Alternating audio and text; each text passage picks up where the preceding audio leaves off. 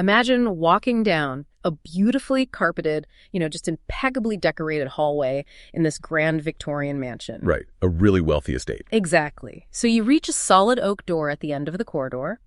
You turn the brass handle, you pull door open, and you step forward. But instead of walking into a bedroom, you are suddenly plummeting 10 feet through the empty air, and you just crash directly into the garden bushes below. That is quite the wake-up call. Right. Or imagine walking up this grand sweeping staircase. You're climbing step after step, and then you abruptly smash your head into a solid plaster ceiling. The stairs just end. There's literally nowhere to go. It's completely disorienting. It really is. And that is the deeply disorienting reality of the house we are exploring today. Welcome to Haunted Podcast. I am one of your hosts, Gary, and alongside me is Emily, and we are so glad you are joining us today. Now, before we jump into things, if you are joining us on YouTube, make sure to hit that like button, subscribe to Haunted Podcast, and ring the notification bell so you never miss a deep dive into the unknown.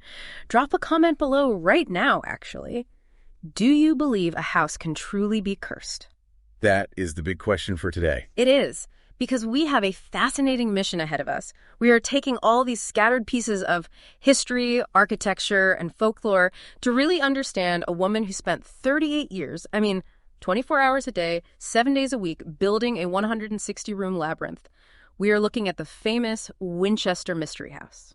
Yeah, and it is truly one of the most perplexing physical structures in the entire United States. It's located in San Jose, California, and from the outside, it is this quintessential, just stunning piece of Queen Anne Victorian architecture. Yeah. It honestly looks like a towering, tiered wedding cake. Oh, I have seen pictures of the exterior, and it is gorgeous. But I want to make sure we are painting the right picture for you listening. When you say Queen Anne Victorian, what does that actually mean in terms of what this house physically looks like? Because I always get the different Victorian styles confused. Oh, and it's a really great distinction to make because, Victorian is just an era. It's not a single style. Oh, I actually didn't realize that. Yeah, Queen Anne is specifically the style that people typically think of when they imagine that classic, slightly eccentric gingerbread house. It is defined by asymmetry. You do not have a flat, square front. Instead, you have this chaotic but really beautiful arrangement of features. Like all those towers and porches? Exactly. The Winchester house has these elegant finials, which are those carved, pointed ornaments that top the roof peaks. They look like slender candles pointing at the sky. Right. And it features intricate spindlework, which are those decorative turned wooden posts you see lining the massive wraparound porches. And the whole thing is covered in beautiful scalloped shingles. They genuinely look like fancy overlapping fish scales or, like you said, buttercream frosting. It sounds so picturesque. It is. It has multiple tiers of belvederes and turrets, those little tower-like structures projecting from the roof lines. By all traditional architectural standards of the late 19th century, it exudes a sort of eccentric lightheartedness. It was definitely meant to be a showpiece of immense wealth and taste. So outside, it is this pristine buttercream frosting marvel, a total symbol of elite status. But then you cross the threshold, you step inside, and you are immediately plunged into total nonsensical chaos. A house with miles of twisting hallways, secret passageways, and doors that open to solid brick walls. Our goal today with this deep dive is to figure out why. And we're going to explore a lot of angles.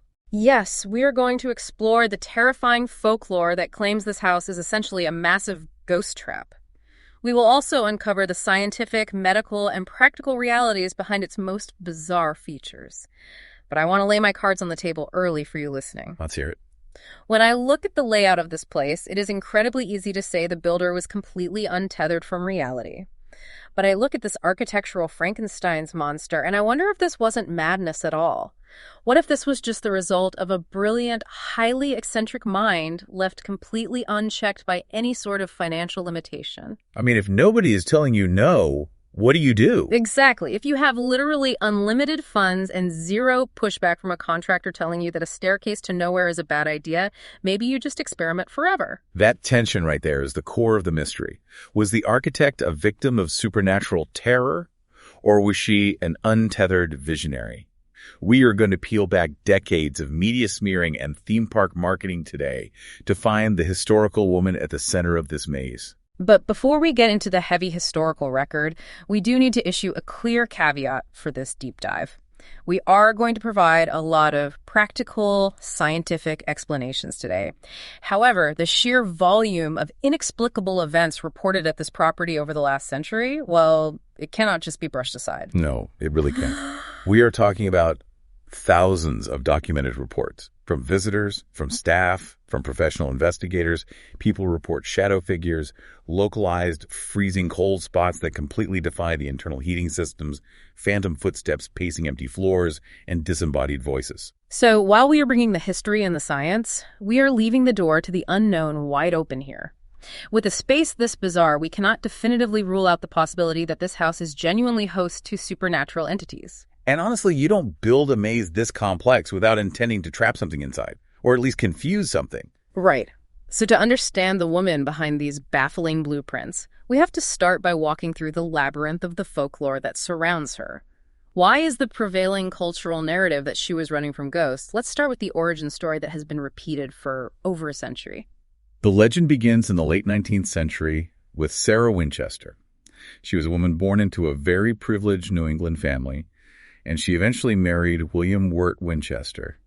William was the heir to the Winchester Repeating Arms Company fortune. The famous rifle company? Yes. This is the company that manufactured the Winchester rifle, which was famously heavily marketed and known as the gun that won the West. I want to pause on the rifle for a second, because understanding the weapon is crucial to understanding the ghost story, I think.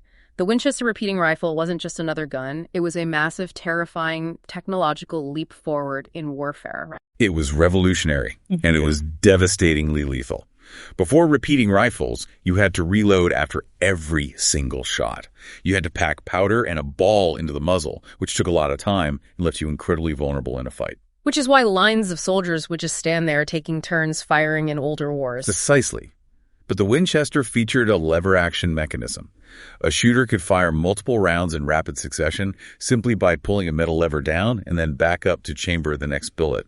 It provided a terrifying tactical advantage. It was used extensively during the American Indian Wars, in the Civil War, and by settlers and outlaws all across the American frontier. So the sheer volume of death associated with this specific piece of machinery was staggering. Beyond staggering. Yeah. And the profits from those massive sales built the Winchester family fortune. So Sarah marries into this immense, almost unfathomable wealth. Wealth built entirely on a machine designed to end human life efficiently. But according to the folklore, that wealth brings an unbearable curse. Yes. The folklore states that Sarah suffered two devastating, tragic losses in quick succession that just completely shattered her life. First, her infant daughter Annie died when she was only about a month old. The cause of death was listed at the time as marasmus. Marasmus. I saw that in our research, but I am not entirely familiar with what that condition actually is. What does that mean in the context of 1866 medicine? Well, marasmus is a severe form of malnutrition. It is essentially a physical wasting away of the body, usually due to a severe deficiency in protein and calories. Oh, that is heartbreaking. It really is. In the mid-19th century, infant mortality was incredibly high anyway. Often, if a mother could not produce enough milk, or if the child could not properly digest the available substitutes, which in those days were often really unsanitary cow's milk or these thin, watery gruels, the infant would simply fail to thrive. The body literally breaks down its own tissues for energy to survive. Yet it is a slow, agonizing process to witness. And for a parent to be completely helpless in the face of limited 19th century medical knowledge, it would have been profoundly traumatizing. To watch your child slowly waste away and be completely powerless to stop it, I can't even imagine that kind of grief. And then she loses her husband, too. Right. A little over a decade later, William passes away from tuberculosis. Tuberculosis, or consumption as they called it back then, was another slow, brutal disease that slowly destroyed the lungs. Sarah is left entirely alone. She is living in New Haven, Connecticut, paralyzed by this compounded grief.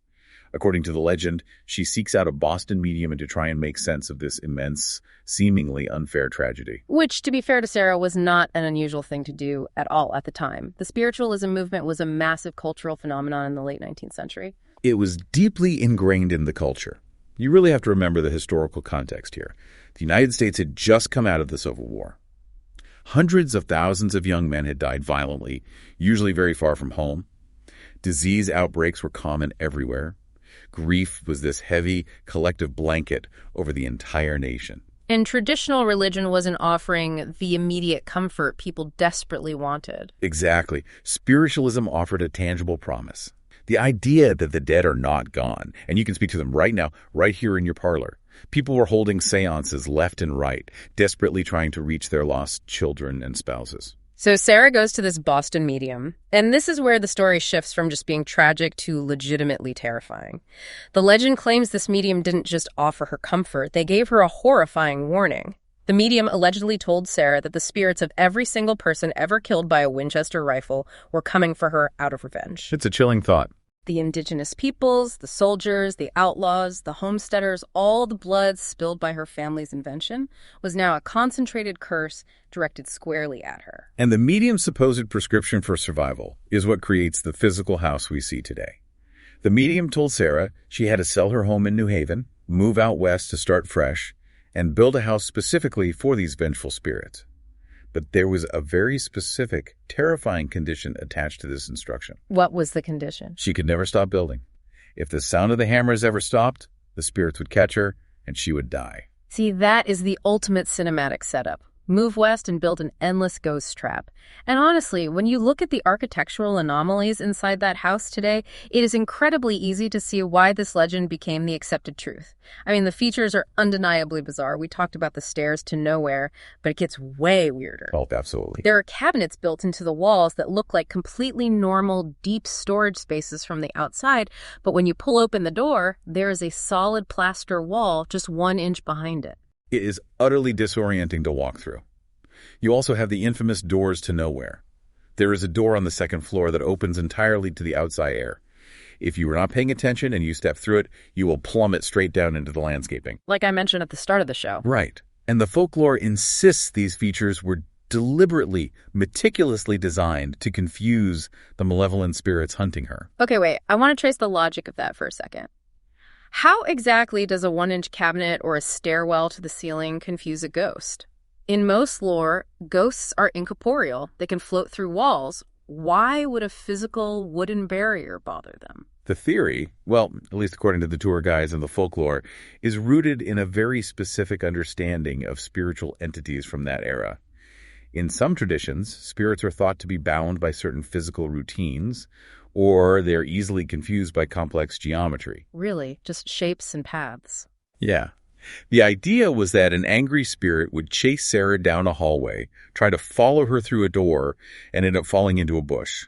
Or they would try to pursue her up a staircase and get physically trapped at the ceiling. The maze was designed to buy Sarah time to escape from room to room, essentially losing her pursuers in the architecture. It's like an elaborate, terrifying game of spiritual Pac-Man. And then there's the obsession with the number 13, which is heavily baked into the mythology of the house. Oh, the number 13 is everywhere you look. There are exactly 13 bathrooms. Many of the rooms have exactly 13 windows. The grand staircases have exactly 13 steps. Wait, they altered the staircases just to hit that number? That's what the legend says. There are 13 hooks in specific closets. There are even custom-made drain covers that have precisely 13 drainage holes cut into them. In the context of the folklore, it functioned like a massive physical talisman, a way to ward off evil, or perhaps appease the darker entities by honoring their number. But the epicenter of all this ghostly activity, the real heart of the folklore, is supposedly the seance room. Yes, the seance room is a small, claustrophobic, octagonal room located right in the absolute center of the house. The walls are painted a very specific shade of blue. And according to the folklore, Sarah would lock herself in this room every single night, precisely from midnight until 2 in the morning. Every night? Every single night. She would supposedly play a grand piano to summon the spirits, commune with the dead, and they would essentially act as her supernatural contractors. Supernatural contractors. I love that phrasing. Right. They would provide her with the architectural blueprints for the next day's construction, telling her exactly where to build a new wall or tear down a staircase to keep the ghost trap functioning properly. It's a fantastic story. It really is. But even if we put the 1890s medium and the seance room lore aside for a minute, we still have to grapple with the genuinely unexplained phenomena happening there today. Modern paranormal investigators and normal tourists report incredible things. People report smelling heavy, distinct cooking odors like boiling soup or baking bread, when no kitchen in that wing of the house has been active for literally decades. There are also persistent reports of auditory phenomena. People hear heavy footsteps pacing the wooden floors directly above them, only to run upstairs and find the upper floor completely empty. There were reports of doors slamming shut on their own with immense force and clear whispering in the dead-end hallways. And from a paranormal perspective, if you believe in residual energy, a house, this labyrinthine with so much continuous, repetitive human labor poured into it over 38 years, well, it operates almost like a massive battery. The psychic energy of grief, obsession, and endless construction could theoretically saturate the physical space. It's a very common theory in paranormal research. But I want to take a step back from the paranormal for a moment and look at the psychology of the myth itself. Why is this specific ghost story so incredibly sticky? We have lots of haunted houses in America, but this one is world famous. Why did society latch onto the idea of a widow hunted by the victims of a rifle? That is probably the most fascinating analytical angle. If we connect this local folklore to the bigger picture of American history, the legend of Sarah Winchester serves a profound psychological purpose. It perfectly combines a deep collective cultural guilt over the immense violence of westward expansion with the eerie, undeniable reality of a sprawling, nonsensical physical space. That makes a lot of sense. You see, the Winchester rifle was a marvel of engineering, but its sole purpose was death. The Blackfoot warriors of Montana even called it the spirit gun because of how unnaturally fast it could kill. The staggering death toll associated with that weapon creates a real psychological weight, a national blood guilt. Society needed to project that guilt onto someone. And a reclusive, extremely wealthy widow building a weird house in California was the perfect canvas for that projection. That makes profound sense. We needed a scapegoat for the violence of the frontier, and she was right there, acting strange. But I have to push back on the fundamental logic of the ghost trap itself for a second. Go for it. If you were actually being hunted by an army of angry, vengeful ghosts, spirits of warriors and outlaws, why on earth would you build a 160-room maze to trap them inside with you? If I am terrified of an intruder, I do not build a massive fun house that gives them 1,000 dark corners to hide in. I would build a very small, well-lit, highly fortified panic room with exactly one door. Building a labyrinth seems like the worst possible survival strategy against an ethereal enemy. It's a highly logical question that completely unravels the folklore. And to figure out if she was actually building a ghost trap, or something else entirely, we have to look at the actual historical woman. We need to peel back the veil of the crazy, superstitious widow myth and examine the documented reality of her life and her circumstances. Let's do that, because the real Sarah Winchester was not some frail, trembling Victorian caricature terrified of her own shadow. She was a powerhouse. She was brilliant, she was highly educated, skilled in higher mathematics, fluent in multiple languages, and a trained classical musician. But we also have to talk about her physical reality, because that changes everything about how she interacted with the world. She was only 4 feet, 10 inches tall, and far more importantly, she suffered from incredibly debilitating rheumatoid arthritis. That physical reality is the absolute key to unlocking the house. Rheumatoid arthritis is not just regular joint stiffness from old age. It is a severe autoimmune condition where the immune system actively attacks the lining of the joints. It causes painful swelling that can eventually result in bone erosion and severe joint deformity. And back then, they didn't have the treatments we have today. Exactly. In the late 19th century, there were no effective treatments, no immunosuppressants. The chronic pain would have been agonizing, and her mobility would have been severely restricted every single day. So how does that physical condition recontextualize her move to California? Because the myth says she was fleeing the ghosts on the East Coast on the orders of a medium. The historical record shows her move was entirely practical, not paranormal at all. Her doctor explicitly recommended she relocate to a warmer, drier climate to help manage the severe daily pain of her arthritis. The damp, freezing winters of New England were just massively exacerbating her condition. Furthermore, she already had family in the Bay Area. Her brother-in-law was the president of Mills College over in Oakland, and 2 of her sisters were already living nearby. So she wasn't running into the unknown. No. In 1884, she didn't flee blindly into the wilderness to hide. She moved near her family for her health. And she bought a completely normal, modest 8-room farmhouse in San Jose called Yonata Villa. Okay, so it starts as a regular 8-room farmhouse. But then we have to talk about the sheer, staggering scale of the wealth she possessed, because it explains how an 8-room farmhouse morphed into a sprawling 7-story kingdom. When her husband William died, Sarah received 50% ownership of the Winchester Repeating Arms Company. To understand the resulting architecture, you really have to understand the money. We are talking about an inheritance of $20 million in assets in the 1880s. And more importantly, she had a continuous tax-free income of roughly $1,000 every single day. I tried to calculate that while prepping for this deep dive. $1,000 a day in 1884. What is the modern equivalent of that? Adjusted for inflation, that is the equivalent of earning roughly $25,000 a day in today's money. $25,000 a day. Every single day of her life, whether she got out of bed or not, she made $25,000. She was flush with cash, deeply fascinated by architecture, and completely, utterly independent. The societal and financial constraints that limited almost every other woman in the 1880s simply did not apply to her. She didn't need to ask a husband for permission to build something, and she certainly didn't need a bank to approve a loan. That level of wealth completely changes a person's relationship with their environment. If she didn't like a room, she could just pay 20 men to tear it down and rebuild it the next morning. So she starts expanding this farmhouse. And when you look at the house through the lens of a brilliant, endlessly wealthy woman suffering from severe physical disabilities, those infamous paranormal oddities suddenly have incredibly practical, brilliant explanations. Let's start with the stairs. We mentioned the staircases that zigzag back and forth, taking 44 steps just to go up 10 feet. The risers, the vertical part of the step, are only 2 inches high. The tour guides say these were built to confuse ghosts who supposedly can't walk in zigzags. But the reality of those stairs is an incredible testament to her ingenuity. It was not a ghost trap.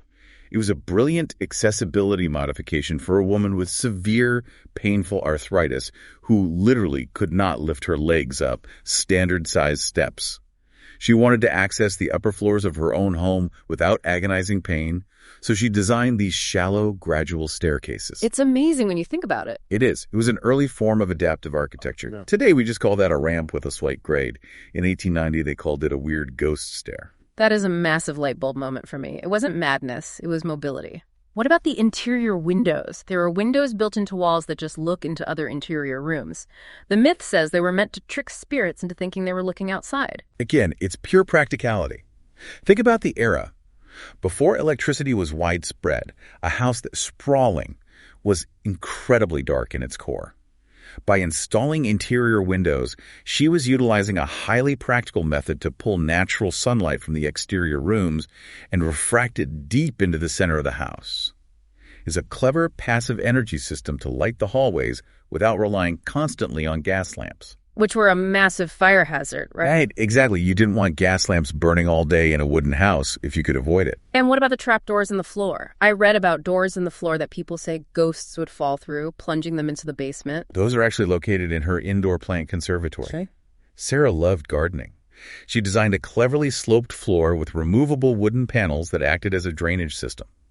She could heavily water all her plants, and the excess water would flow into these grates and down through the trapdoors directly to the garden below. That's so smart. It conserved water in a drought-prone region, and it minimized the intense physical labor required by her staff to carry heavy buckets of wastewater down the stairs. This completely shatters the myth for me. She wasn't a madwoman. She was an innovator. When I was looking through all this material, I realized she wasn't just a quirky widow. She was essentially an early Silicon Valley venture capitalist. She didn't just sit in this one weird house waiting to die. She was actively acquiring and developing real estate across the entire Bay Area. She had quite the portfolio. She did. She owned a massive ranch in Los Altos. She owned 2 houses in Atherton. She owned a large tract of shoreland near where the San Francisco airport is now. And she kept a houseboat there that she called Sarah's Ark. She was a titan of real estate masquerading as a diminutive widow. She truly was a developer, and her ingenuity inside the San Jose house extended to incredible technological amenities that were decades ahead of their time. The house featured push-button gas lighting. She had modern indoor plumbing when many were still using outhouses in the yard. She had hydraulic elevators installed. Wait, stop right there. Hydraulic elevators in a residential home in the late 19th century. How did that even work? They didn't have massive electrical grids to power elevator motors back then. It is a brilliant piece of mechanical engineering. The elevator didn't use electric winches. It operated entirely on water pressure. She had artesian wells dug on the property. The water pressure from the well would be directed into a massive underground cylinder beneath the elevator shaft. Okay, I'm following. So when a valve was opened, The water pressure would force a piston upward, silently and smoothly lifting the elevator cab to the upper floors. To go down, the valve released the water, and gravity slowly lowered the cab. It was incredibly smooth, which was essential because a jerky mechanical elevator would have caused her severe arthritic pain. That is phenomenal engineering. Just using the Earth's water pressure to lift yourself upstairs. What else did she invent? She experimented constantly with building materials. She used insulation made of wool within the walls. At the time, most houses had hollow walls or used rudimentary materials like sawdust or mud, which provided terrible thermal retention and settled over time. Wool is a fantastic natural thermal insulator that trapped the heat from the fireplaces, keeping the house warm and easing her joint pain. She also personally invented a custom shower. A custom shower specifically for the arthritis. Exactly. Standing in a heavy, slippery clawfoot tub was dangerous and painful for her. So she designed a shower made of pipes with pinpoint holes installed at the exact height below her neck. She could step in, turn a valve, and bathe her arthritic body with high-pressure warm water without ever getting her hair wet, which was a major production to wash and dry in those days for women. She also designed a molded laundry sink with built-in scrubbing racks to make washing easier for her staff. And incredibly, she designed window catches adapted directly from the spring-loading mechanisms of the Winchester rifles. Wow, she used the rifle tech. Yeah, she took the military-industrial technology that built her fortune and adapted it for consumer domestic use. Okay, here's where it gets really interesting for me and why I think history has treated her so unfairly. Think about it this way. If a tech billionaire today, say a modern Silicon Valley CEO, built a massive, weird compound with high-tech gadgets, custom-built environmental controls, and experimental architecture, we would write glowing magazine articles calling them a visionary genius. We would say they were, disrupting residential living. Oh, we see that all the time today with billionaires building underground bunkers or massive smart homes. Exactly. Sarah Winchester actually had interior skylights installed into the floors of certain rooms so she could look down and monitor her staff working in the rooms below. She built an early intercom system of speaking tubes called an annunciator to project her voice across the massive house without having to walk. If a CEO did that today, it's a smart home command center. In the 1890s, when a reclusive female widow did it, they called her paranoid and crazy. We consistently reframe male eccentricity as genius and female eccentricity as madness. That is a very sharp observation.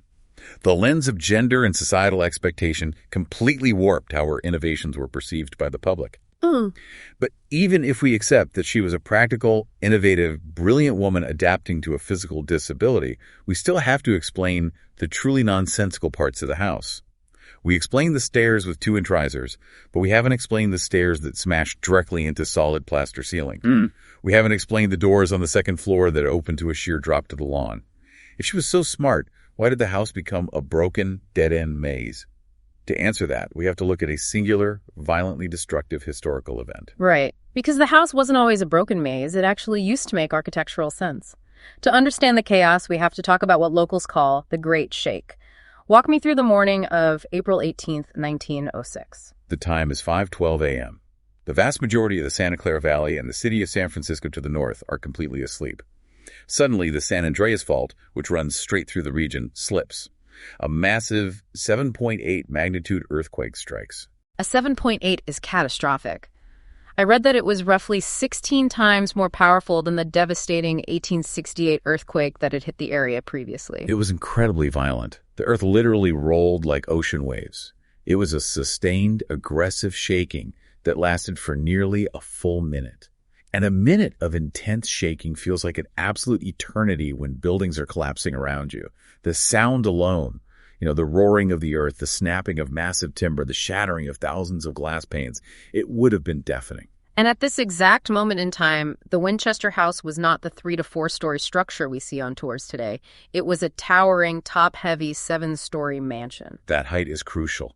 7 stories of heavy wood, brick, and slate. When the quake hits, the physics of a top-heavy structure on shifting soil are merciless. The house buckled violently. Floorboards snapped in half. The massive brick chimneys, which were incredibly heavy, collapsed entirely, crashing through the roofs and floors below them like cannonballs. And Sarah is inside. She was asleep in a room known as the Daisy Bedroom, which was located in the front section of the house. When the quake hits, the violent shifting of the house causes the frame around the door to her bedroom to warp and buckle. The door jams completely shut. She is trapped inside a crumbling 7-story tower while the earth violently shakes. It took her staff a significant amount of time, frantically searching through the dust and rubble, finally locating her and having to physically pry the thick wooden door open with a heavy iron crowbar just to pull her out of the wreckage. It was a deeply traumatic near-death experience. Oh. And the aftermath of that single minute of shaking changed the physical layout of the house forever. The top 3 stories of the mansion, so the 5th, 6th, and 7th floors, completely collapsed or were damaged far beyond any structural repair. The observation tower leaned precariously. The front wing was shattered. Now, here is where Sarah makes a decision that creates the ghost maze. A normal person, or at least a person without endless funds, would look at that devastation, tear the ruined structure down, hire an architect, and start over from a master blueprint. Or they would abandon the property entirely and move. What does Sarah do? She does neither. Perhaps out of trauma, perhaps out of a stubborn refusal to start over, or perhaps because she simply didn't care about conventional aesthetics anymore, she has her crews clear the dangerous rubble of the top floors. But she doesn't rebuild them. She leaves the house capped at 3 and 4 stories. Then she takes the severely damaged front half of the house, boards it up, seals it off from the rest of the mansion, and simply continues her daily building outward on the undamaged back half. Wait, I want to make sure I'm grasping the reality of this. She just sealed off the front half of the house and left it rotting. Yes. She essentially abandoned the ruined front wing and shifted her living quarters and her construction efforts entirely to the rear. And that decision is the actual historical origin of the ghost maze. The doors to nowhere on the 2nd floor, they aren't ghost traps. They used to go somewhere. They used to open onto balconies or adjoining rooms in the front wing that were destroyed and removed after the earthquake. And the stairs that run straight into the ceiling? The exact same thing. Those stairs used to connect the 3rd floor to the 4th, 5th, and 6th floors. But those upper floors were destroyed and lopped off. The ceiling was simply plastered over the existing stairwell to seal the house from the weather. The stairs and doors were just left behind like architectural scars. This makes so much sense, and I actually have the perfect analogy to help visualize what happened here. Have you ever talked to someone who works in IT, specifically dealing with old legacy computer systems or enterprise business intelligence? I know a little bit about it, but walk me through how that applies to a Victorian mansion. Okay, think of a massive corporation, like a bank or an airline, that has been running the same custom software system for 40 years. When they first built it, it made perfect sense. But they never had a master blueprint for the future. So 5 years later, a programmer writes a bit of new code to fix a bug, slapping it on top of the old code. 10 years later, a new team writes a new module and attaches it to the side. Right, it just keeps growing. Yes, and when a core piece of the system breaks, like say a digital earthquake, they don't delete the broken code because it's too tangled. They just write a workaround path. In the software world, this is called technical debt. Eventually, you end up with a sprawling, chaotic software system filled with spaghetti code.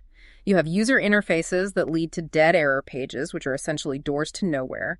You have redundant databases that store the same information twice.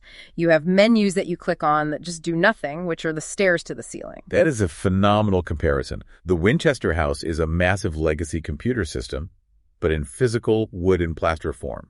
Exactly. She was engaging in continuous architectural deployment, but she never did any code refactoring. She never went back and cleaned up the old broken sections. She kept building new rooms on top of broken old rooms because there was no master blueprint and no financial reason to stop. It wasn't a maze designed for ghosts. It was the physical manifestation of technical debt caused by an earthquake. That framing completely demystifies the structure. Which brings us to a fascinating recent discovery that perfectly illustrates your point about sealed-off legacy code. In 2016, the preservation team at the Winchester Mystery House actually opened up an attic space that had been completely boarded up and sealed since the immediate aftermath of the 1906 earthquake. An untouched room. What did they find in there? They found a literal time capsule. It perfectly preserved the moment the earthquake hit. Inside, they found a beautiful Victorian couch, a pump organ, a dress form for tailoring, a sewing machine, and various oil paintings. It had been sealed tight, gathering dust and darkness for over a century. Okay, my rational brain says that she just boarded it up because it was damaged and she didn't want to deal with moving the heavy furniture out of a structurally unsound area. But my spooky brain wants to know, why seal it so entirely? Why leave valuable furniture behind if you have a massive staff capable of moving it? And here is where I want to leave a little room for the deeply psychological or perhaps even the paranormal. There is a persistent rumor that Sarah believed evil spirits were the actual metaphysical cause of the 1906 earthquake, that the spirits were angry with her progress or testing her resolve. In classic global folklore, sealing a room completely, boarding up the windows, nailing the door shut, well, that is a traditional method for containing a dark entity or a poltergeist. You trap it in a defined space. This raises a genuinely chilling question. Was she just securing a damaged wing to prevent the roof from leaking, or did she purposefully lock something inside that room with the pump organ? That thought gives me actual chills. Imagine her staff nailing that door shut, wondering what they were locking inside. But returning to the historical narrative, if the physical maze is explained by an earthquake, limitless wealth, severe arthritis, and bad architectural code and practices, we have to ask a final, crucial question. Who turned this incredible, resilient woman into a ghost story? And why did the American public believe it so eagerly? To understand the making of the myth, we have to look at the socioeconomic climate of the region during her lifetime. In 1893, America was hit with a severe economic depression known as the Panic of 1893. Banks collapsed, railroads went bankrupt. In some industrial areas, unemployment skyrocketed to nearly 40%. People were starving, they were losing their modest homes, and feeling entirely desperate. And right in the middle of the Santa Clara Valley, you have this reclusive widow sitting on a $20 million fortune, earning $25,000 a day. And what is the visible manifestation of her wealth? She is paying crews of men to build rooms, and then occasionally tearing those same rooms down the very next month just to try a new design. To a starving populace, the optics of that are terrible. Exactly. The San Jose media needed a villain, a symbol of extreme wealth and equality, and Sarah Winchester was the perfect silent target. She refused to give interviews, which allowed the press to just completely invent her narrative. The local newspaper started writing highly speculative, attacking articles about her. A piece in 1895 in the San Francisco Chronicle almost single-handedly laid the foundation for the entire modern myth. What did the article claim? The journalist claimed that at the Winchester estate, the sound of the hammer is never hushed. They speculated wildly about her motivations, suggesting that she believed she had found the literal fountain of youth, that as long as she kept building, she would never die. They framed her not as a grieving widow or an eccentric architect, but as a gaudy, selfish reminder of the haves versus the have-nots. They painted her as a paranoid lunatic wasting resources. But when you look at the reality of what she was doing during that depression, the truth is completely the opposite. She wasn't hoarding her wealth. She was actively distributing it. She was functioning as an eccentric, private form of social welfare. By keeping local carpenters, craftsmen, and laborers continuously employed through a devastating economic crash, she was keeping dozens of local families fed and housed. She paid her workers well above standard wages, often paying $3 a day when the going rate was $1.50. But because she was a woman and she valued her privacy, society projected shame and madness onto her. It was far easier for society to label a powerful, independent woman as crazy than to accept her as a legitimate developer and employer. But while defending her character, we also have to acknowledge the undeniable, heavy reality of her fortune. We talked about the Winchester rifles earlier. They were highly efficient killing machines. They were used to slaughter indigenous peoples and fueled immense violence during American expansion. The psychological weight of that money. Precisely. Sarah came from a progressive, highly educated New England family with strong ties to abolitionism and animal rights. She was cultured and thoughtful. To suddenly find yourself the sole beneficiary of a massive fortune built entirely on a weapon of mass death, well, that creates a profound psychological crisis. Even if Sarah wasn't literally running from ethereal phantoms in the night, the sheer weight of that blood money must have been an incredible burden. That is a ghost of a completely different kind. The guilt of knowing every brick in your beautiful home was paid for by a bullet. It is a tragedy on multiple levels. But she never spoke to the press to defend herself or explain her architectural choices. She just kept living her life, managing her estate and managing her pain. And then in September of 1922, Sarah Winchester passes away in her sleep at the age of 82. And with her death, the hammers finally stop. The continuous construction ceases. But almost immediately upon her passing, the commercialization of her life begins. This part of the story infuriates me. Who took over the house? Sarah's niece inherited the bulk of the estate, but she had no interest in maintaining a massive earthquake-damaged labyrinth. She auctioned off the furnishings, which took 6 weeks to clear out. The empty house itself was initially leased and later purchased by a couple named John and Mamie Brown. And who are the Browns? Were the preservationists? Not even remotely. John Brown was an amusement park worker. He had previously designed and operated roller coasters. Tragically, one of his inventions, a ride called the Backety-Back Coaster, had suffered a mechanical failure and killed a young woman, which prompted his move to California to start over. When Brown walked into the bizarre, twisting, dead-end hallways of the Winchester house, he didn't see an architectural marvel or an accessibility triumph. He saw an attraction. He recognized the immense commercial value of a haunted maze. He was a theme park marketer. He knew exactly what the public wanted to buy. Precisely. The Browns opened the house for public, ticketed tours just 9 months after Sarah died. They didn't sell it as the home of an innovative architect. They heavily leaned into ghost stories that the newspapers had seeded decades earlier. They played up the number 13 motifs, heavily emphasizing things that may have just been architectural coincidence. Some historians even suspect the Browns added certain spooky features themselves to enhance the tour experience. They popularized the seance room stories, cementing the idea of the midnight rituals into the public consciousness. They turned a woman's private, adaptive home into a literal funhouse, and the public ate it up. The lore was completely solidified when Harry Houdini, the world's famous illusionist and debunker of spiritualists, visited the house in 1924. He toured the maze and, recognizing a good piece of showmanship, publicly expressed his amazement at the structure, adding an incredible aura of mystique to the property. From there, pop culture completely took over the narrative. The Winchester Mystery House directly inspired Disney's Haunted Mansion ride. It inspired Stephen King's massive television miniseries Rose Red. It has been the focus of countless paranormal television shows and movies. It is the classic, tragic reality that history is written by the marketers. The person who sells the tickets writes the plaque. A brilliant, resilient female architect, a woman who adapted her environment to accommodate a severe physical disability, a woman who survived a catastrophic earthquake and quietly supported her local economy, was completely erased from the cultural record. She was replaced by a one-dimensional caricature, a superstitious, frightened, crazy old woman running from ghosts in the dark. It is a profound disservice to her intellect, her agency, and her humanity.